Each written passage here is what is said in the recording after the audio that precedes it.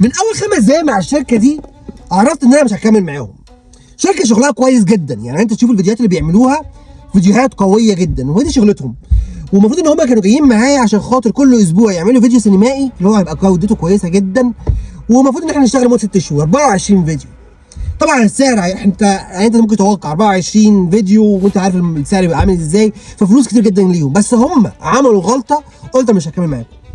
ميعادنا كان المفروض الساعه 6 المغرب بتوقيت بريطانيا، هي شركه مصريه، يعني تقريبا في مصر الساعه 8. جاي الساعه 6 وما حضروش، 6 وربع ما حضروش. بعت لهم رساله قالوا احنا داخلين دلوقتي. دخلت واحده اسمها استاذه فاطمه قالت لي ايوه يا استاذي احنا دلوقتي بنحضر معاك، بس انا كنت مشغوله جدا يا اسف. قلت له ماشي.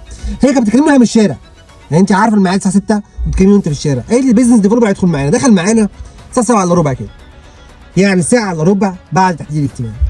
هو بيكلمني وهو في الشارع. معنى كده ايه؟ انهم ما كانوش عاملين في حسابهم ان في اجتماع وما كانش محضرين في وقتي. فدخلت كلمت مع الراجل عشان هو الشركه شغلها حلو جدا. دخلت اتكلمت معاه، مش محضر عن الشركه، مش عارف احنا بنعمل ايه خالص. يعني هو كان بيحسبنا ان احنا شركه صابون واحنا اصلا شركه بتاعه تعليم عن بعد.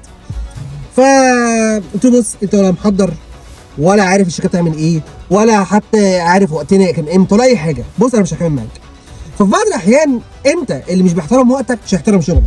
يعني دلوقتي هو جاي لك متاخر، لما تيجي تقول له سلم لي الشغل عمرك ما هيسلمه في وقته 100%. انت لو مكاني كنت هتقرر تشتغل معاهم وتتعامل مع الشخصيات دي، ولا انت يعني في حاجه اسمها ريد فلاجز اللي هي بتوضح لك الناس دي من الاول خالص؟